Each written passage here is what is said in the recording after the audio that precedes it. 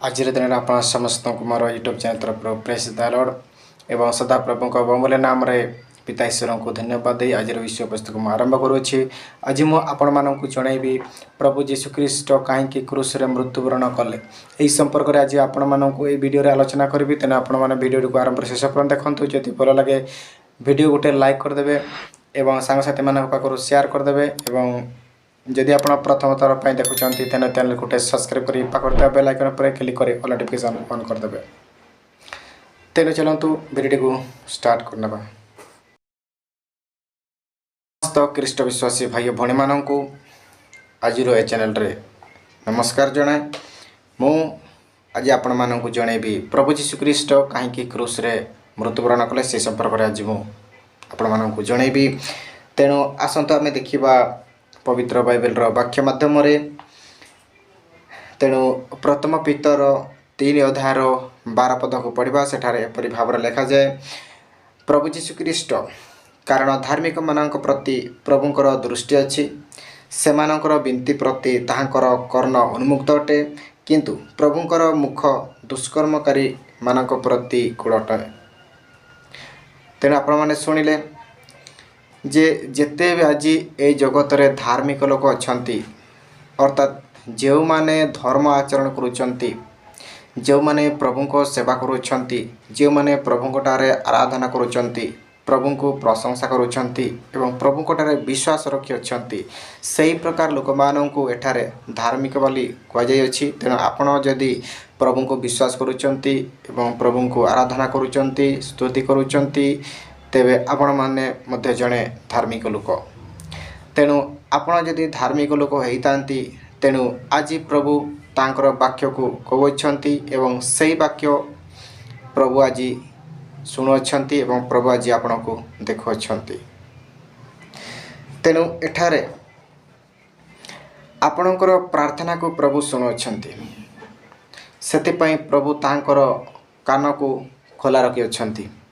आपणकर विनती को आपणकर प्रार्थना को आपणकर निवेदन को सदा प्रभु शुणुअछंती कहीं ना आपण जीशुख्रीष्ट को विश्वास करती एवं आपण जीशुख्रीष्ट वाक्य को पालन करती एवं जीशुख्रीष्ट जे क्रूस रे मृत्युवरण कले ये कथा मते आपण जानती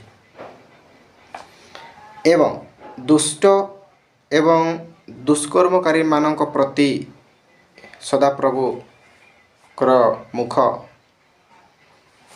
बंद थाए कहीं बंद थाए आपण को नेक्स्ट वीडियो रे जनइबी। तेणु आज आम पढ़ा यही संपर्क में। तेणु वीडियो को टिके देखिए, वीडियो टिके लंबा हम टिके धैर्य कर देखिए। नेक्स्ट पद आम पढ़ा माथी पुस्तक 11 अध्याय 28 पद एपरी भाव लिखा जाए, हे परिश्रांत भारग्रस्त लोक समस्त मो निकट को आस मु तुम मान को विश्राम देवी। तेणु सदाप्रभु जिते मृत्युवरण कले ता पूर्वर आम मानू से अनेक कथा कही कहीं जीशुख्रीष्ट आम मानकर एकमात्र प्रभु अटंती एवं स्वर्गराज्यर पिता ही जीशुख्रीष्ट को मृत्यु उठाई जिते से मृत्यु उठाई सदाप्रभु जीशुख्रीष्ट को समस्त अधिकार समस्त कार्य तांको दिया जाइथिला जे कि आम मानू वर्तमान समस्त दुखरु समस्त अभाव समस्त परिस्थिति समस्त रोगरु समस्त बेमार मुक्त करि पारिया परमेश्वर एवं समस्त अपराध क्षमा दे पारिबा परमेश्वर जीशुख्रीष्ट अटंती। तेणु से जीशुख्रीष्ट संपर्क में आज आम वाक्य गुड़ी को शुणुचु वाक्य गुड़ी को पढ़ुछु। तेणु से जीशुख्रीष्ट आम मान को कहती, हे परिश्रांत और भारग्रस्त लोक समस्त मो निकट को आस मु तुम मान को विश्राम देवी। तेणु आज दिन में आम मैंने विभिन्न समय विभिन्न प्रकार कार्य करके आम भारग्रस्त हो जाऊँ एवं परिश्रम करें परिश्रांत हो जाऊँ। से समय आम मानकर चिंताकर भार को आम मानकर परिश्रमर भार को सदाप्रभु दूर करी आम मानू ताहांको कोड़े विश्राम देवाई चाहती। तेणु जदि आपण भारग्रस्त होती जदि आपण चिंताग्रस्त अच्छा जदि आपण परिश्रम करी थकी जाइछंती तेणु प्रभुंठारे प्रार्थना करंतु आपण को प्रभु विश्राम देवे। यही सुंदर वाक्य प्रभु को धन्यवाद देवा। तापर आम नेक्स्ट वाक्य को जीवा। हित उपदेश 13 अध्यायर 10 पदरे एपरी भाव लिखा जाए, अहंकार केवल कड़ी उत्पन्न हुए, मात्र सुपरामर्श ग्राहकों ठारे ज्ञान अच्छी। तेणु आपण माने चिंता करंतु, आमे माने जेतेबेले अहंकार करू जे से गाड़ी कला, सी मोटर कला, सी बिल्डिंग कला, सी या कला, सी ताहा कला, या कला, एमती जिते आम अन्य को देखिकी अन्य मानकर कार्यकलाप को देखिकी आम अहंकार भाव करि थाउ, सेतेबेले आम मानक मध्य कड़ी झगड़ा सृष्टि होता है। तेणु मोर समस्त ख्रीष्टप्रिय ख्रीष्ट विश्वासी भाई भाई मानू आपण मैंने अहंकार जेते दूर संभव दूरे रुहतु, नहेले आपण जीवन में कड़ी झगड़ा सदा सर्वदा लगी रहिबो।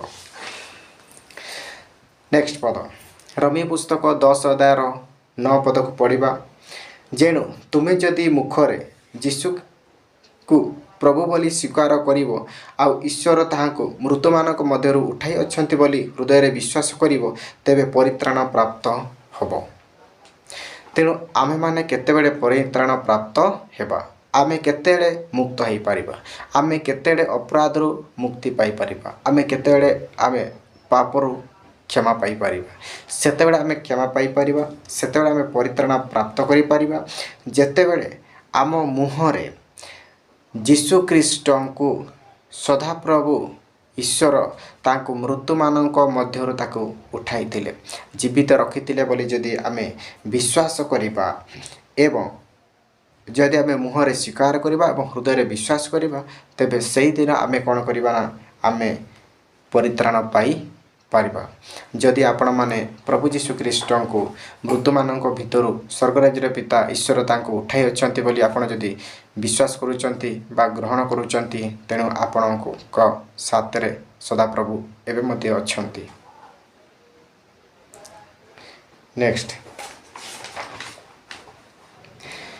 प्रथम कोरिन्थिय 6 अध्यायर 19 पद एवं 20 पद को टिके पढ़िबा। सेठारे एपरी भाव में आमनकर स्वर्गराज्यर पिता ईश्वर एवं आमनकर प्रभु यीशु ख्रीष्ट कहती जे अबा तुम्भ मानक शरीर जे ईश्वर ठारू प्राप्त, तुम्भ मानकर अंतर्निवासी पवित्र आत्मा मंदिर, यह कौन जान नहीं? आउ तुम्हें माने निजे निजर नुहे, ईश्वर तुम्भ मानक विशेष मूल्य रे किणी अछंती, एणु तुम्भ मानकर शरीर जे ईश्वर गौरव प्रकाश कर। तेणु देखो आम यही वाक्य आम बुझीपारुछु जे आज आम जो शरीर धारण करियछु, जो सुंदर संपूर्ण पूर्णांग भाव निर्माण कर शरीर को आज आम बहन करुछु, यही शरीर आमर ईश्वर ठारू प्राप्त होइछि, ईश्वर पाखरु आम पाइछु एवं यही शरीर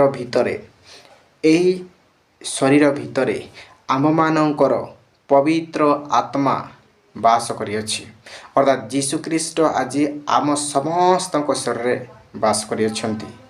काहेकि बास करियछंती? काहेकि ना यह होछि प्रभुंकर मंदिर अटे। आ तुम्हें माने निजे निजर नुह, आमे माने आज केही निज निजरु नुह, केही निजे निजे केही आसी नाही, आम मानकु सदा प्रभु आम मानकु बहुमूल्यवान टंका देके आमको किणी अछंती, जहा द्वारा आमे आज एई संपूर्ण पूर्णांग शरीर आमे प्राप्त करियछु। काहेकि किणी अछंती?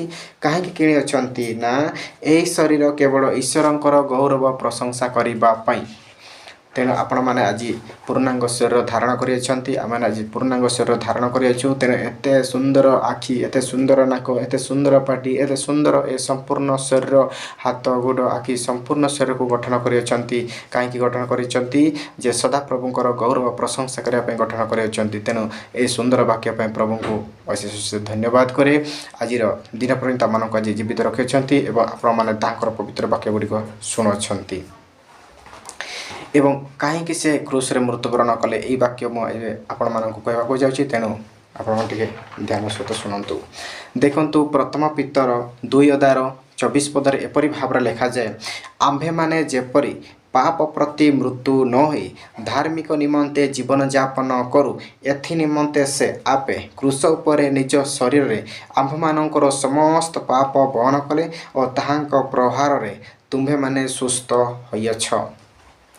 ତେଣୁ ଦେଖନ୍ତୁ ଯେ ଆମ୍ଭେମାନେ ଯେପରି ପାପ ପ୍ରତି ମୃତ୍ୟୁ ନ ହୋଇ ଧାର୍ମିକ ଜୀବନଯାପନ କରିପାରିବୁ, ସେଥିପାଇଁ ସଦାପ୍ରଭୁ ଯୀଶୁଖ୍ରୀଷ୍ଟ କ'ଣ କଲେ ନା ନିଜେ ସେ କ୍ରୁଶ ଉପରେ ଚଢ଼ି ସେ ମୃତ୍ୟୁବରଣ କରିଥିଲେ। ଏବଂ ଅନ୍ୟ ପ୍ରକାର ମଧ୍ୟ ହେଇଥାଇପାରେ ଯେ ଯୀଶୁଖ୍ରୀଷ୍ଟ ଆମ ସମସ୍ତଙ୍କର ପାପକୁ, ଆମ ସମସ୍ତଙ୍କର ଅପରାଧକୁ, ଆମ ସମସ୍ତଙ୍କର ମନ୍ଦ କାର୍ଯ୍ୟକୁ ନିଜ ଶରୀରରେ ବହନ କରି ଆମ ସମସ୍ତଙ୍କର କଷ୍ଟକୁ, ଆମ ସମସ୍ତଙ୍କର ରୋଗ ବେମାରକୁ ନିଜ ଶରୀରରେ ବହନ କରି ସେ କ୍ରୁଶ ଉପରେ ମୃତ୍ୟୁବରଣ କରିଥିଲେ। ଯାହାଦ୍ୱାରା ଆଜି ଆମେ ସୁସ୍ଥ ଅନୁଭବ କରୁଅଛୁ, ଯାହାଦ୍ୱାରା ଆଜି ଆମେ ସୁସ୍ଥ ସୁନ୍ଦର ଶରୀର ପାଇଅଛୁ ଏବଂ ତାହାଙ୍କ ପ୍ରହାରରେ ତୁମେମାନେ ସୁସ୍ଥ ହୋଇଅଛ। ଅର୍ଥାତ୍ ସେ ଯେଉଁ ପ୍ରକାର ପ୍ରହାର ସହିଥିଲେ ସେହି ପ୍ରହାର ଦ୍ୱାରା, ସେହି କଷ୍ଟ ଦ୍ୱାରା, ସେହି ଯନ୍ତ୍ରଣା ଦ୍ୱାରା ଆଜି ଆମେ ସମସ୍ତେ ସୁସ୍ଥ ଶରୀର ପାଇଅଛୁ। ତେଣୁ ମୋର ସମସ୍ତ ଖ୍ରୀଷ୍ଟପ୍ରିୟ ଭାଇ ଭଉଣୀମାନଙ୍କୁ ଆପଣଙ୍କୁ ମୁଁ ଅନୁରୋଧ କରେ, ଆପଣମାନେ ଖ୍ରୀଷ୍ଟଙ୍କ ଉପରେ ଯେତେ ବିଶ୍ୱାସ କରିବେ ସେତେ ଆପଣ ଭଲରେ ରହିପାରିବେ। ଯେତେ ପ୍ରାର୍ଥନା କରିବେ, ଯେତେ ବିଶ୍ୱାସ କରିବେ, ଯେତେ ତାହାଙ୍କର ପୁସ୍ତକ ଅଧ୍ୟୟନ କରିବେ, ସେତେ ଆପଣ ସୁସ୍ଥ ରହିବେ, ଶାନ୍ତି ରହିବେ, ଆନନ୍ଦରେ ରହିପାରିବେ, ସବୁକିଛି କରିପାରିବେ। କାହିଁକି ନା ସଦାପ୍ରଭୁ ଆମ ସାଥରେ ଅଛନ୍ତି, ଆମ ପାଖରେ ଅଛନ୍ତି, ଆମ ଚତୁଃପାର୍ଶ୍ୱରେ ଅଛନ୍ତି। ତେଣୁ ମୋର ସମସ୍ତ ଖ୍ରୀଷ୍ଟ ବିଶ୍ୱାସୀ ଭାଇ ଭଉଣୀମାନେ, ଆପଣମାନେ ଶୁଣିବାକୁ ପାଇଥିଲେ ପ୍ରଭୁ ଯୀଶୁଖ୍ରୀଷ୍ଟ କାହିଁକି କ୍ରୁଶରେ ମୃତ୍ୟୁବରଣ କଲେ, ଏହି ସମ୍ପର୍କରେ ଆପଣମାନଙ୍କୁ ଜଣାଇଲି। ତେଣୁ ଆପଣମାନଙ୍କୁ କେମିତି ଲାଗିଲା ମୋତେ କମେଣ୍ଟ ବକ୍ସରେ ଲେଖିବେ ଏବଂ ଯଦି ଭଲ ଲାଗେ ଏ ଭିଡ଼ିଓକୁ ସାଙ୍ଗସାଥିମାନଙ୍କ ପାଖକୁ ସେୟାର କରିଦେବେ ଏବଂ ପ୍ରଥମ ଥର ପାଇଁ ଦେଖୁଥିଲେ ଭିଡ଼ିଓ ଗୋଟେ ଲାଇକ୍ କରିବେ ଏବଂ ସବସ୍କ୍ରାଇବ୍ କରି ପାଖରେ ଥିବା ବେଲ୍ ଆଇକନ୍ ଉପରେ କ୍ଲିକ୍ କରି ଅଲ୍ ନୋଟିଫିକେସନ୍ ଅନ୍ କରିଦେବେ, ଯାହାଦ୍ୱାରା ମୁଁ ନେକ୍ସଟ ଭିଡ଼ିଓ ଅପଲୋଡ଼ କରି ଆପଣମାନଙ୍କୁ ପ୍ରଥମେ ପହଞ୍ଚାଇ ଦେଇପାରିବି। ତେଣୁ ଆଜି ପାଇଁ ଏତିକି, ପୁଣି ଦେଖାଦେବ ନେକ୍ସଟ ଭିଡ଼ିଓରେ।